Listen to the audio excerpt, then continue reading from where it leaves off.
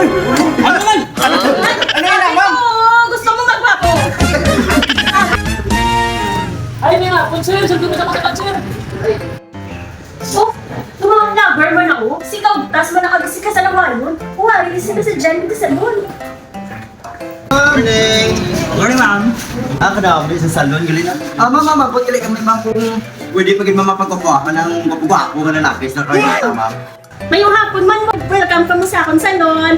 Pwede ka mo pagupuhan, may paagi ginaya. Ikaw mo, sulat na mo, di mapupo ka mo, sir.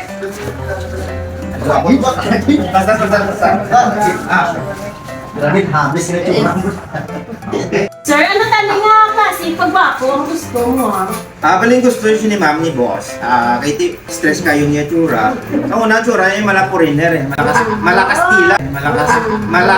Gusto yang ibalik kaya. Kayain! Tila. Gusto yang ibalik kaya. Kayain! Uy! Kaya may boss kaya. Yung Bibot, ang dili yung lagi magpapako si Bibot. Out the face. Tanan na yung pwede na akong pagitaan paagi. Balik na ba? Sige, sige. Basta. Pwede? Pwede na, sir, ha?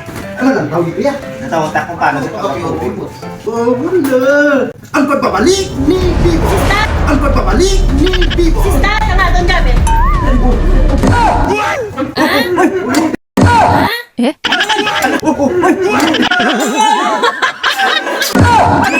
Ano yan, ma'am? Gusto mo magpapo? Ayaw, di ma. Ay, magpapo!